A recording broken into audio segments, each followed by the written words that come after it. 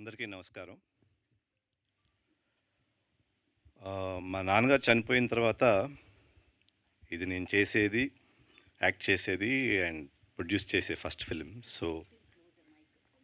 So ఆయనకి respects ఇవ్వడానికి few seconds will just pay homage.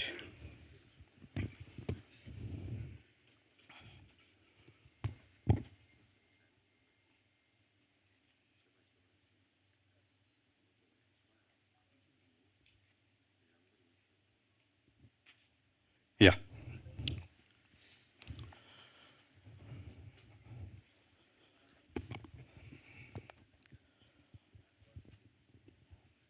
So firstly I want to address one thing is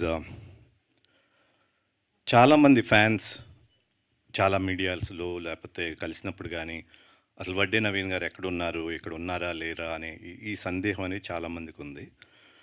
నేను ఎప్పుడూ హైదరాబాద్లోనే ఉన్నాను, బట్ ఎక్కువ ప్రెస్లో కానీ అట్లా కనపడలేదు కాబట్టి I was most of the time with family, friends and in my own homely life. So అయినప్పటికీ ప్రతిసారి ఫ్యాన్స్ కానీ ఆడియన్స్, తెలుగు ఆడియన్స్ కానీ ఎక్కడోసారి నన్ను గుర్తు చేస్తూనే ఉన్నారు. For that I'm very thankful to them.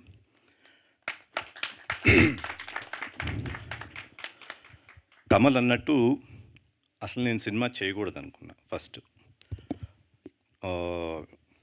గీత గారు అడిగారు బ్రేక్ ఇచ్చారా తీసుకున్నారా అని కదా. సో రెండు ఉన్నాయి.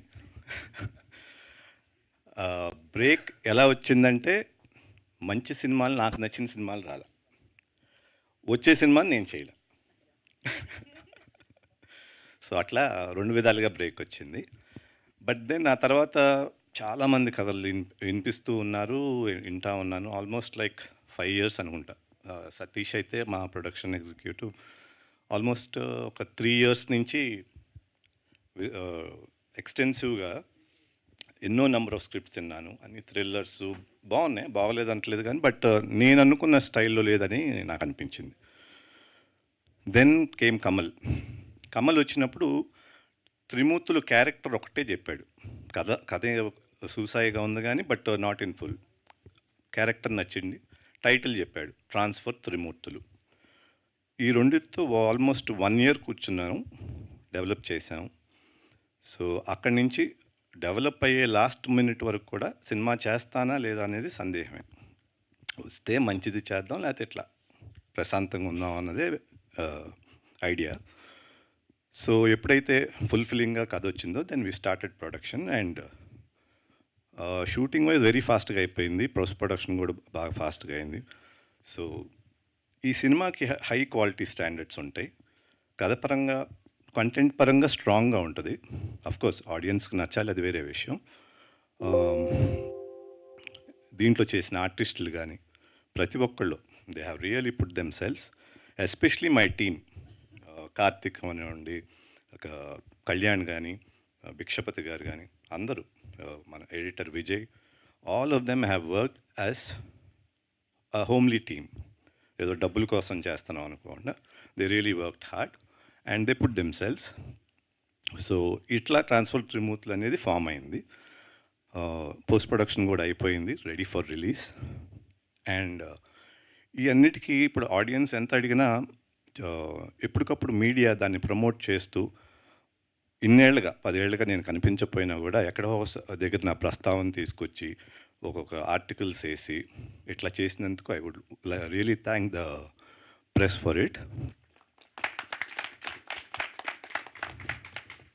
And coming to my heroine Raashi, she is an excellent performer.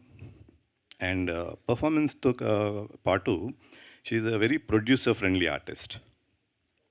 ఎట్లా అంటే టైంకి రావటం, ముందే టైంకి ఉండటం, ప్రిపేర్ అవటం, దానికి సీన్ ఇస్తే she's on the job and she's multi talented.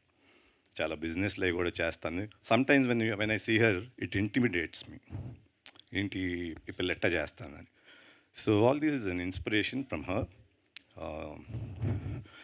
And that's about Raashi. And ఓవరాల్గా ట్రాన్స్ఫర్ త్రిమూర్తులు స్ట్రాంగ్ కంటెంట్తో మీ ముందుకు వస్తుంది. I hope all of you will like it, and I really thank the audience for keeping me alive for the last 10 years. Thank you. Thank you sir, thank you so much. And of course ఆ రోజుల్లో ఆ సినిమాలన్నిటితో నవీన్ మీ పేరులో ఉన్న win అయ్యారు మీరు. మళ్ళీ వచ్చి ఈ సినిమాతో కూడా ప్రేక్షకుల హృదయాలు అలానే విన్ అవ్వాలని, సో June 19th కలెక్షన్స్ అన్నీ విన్ అవ్వాలని మనస్ఫూర్తిగా కోరుకుంటున్నాము. అయితే అందరూ అంటున్నారు ఇది కమ్‌బ్యాక్ ఫిల్మ్ అని. బట్ నేనైతే కమ్‌బ్యాక్ కింద చేయలేదు. ఫస్ట్ ఫిల్మ్ లాగానే చేశాను. అంతే డెడికేషన్‌తో, అంతే ప్యాషన్‌తో చేశాను. So I feel this is my first film.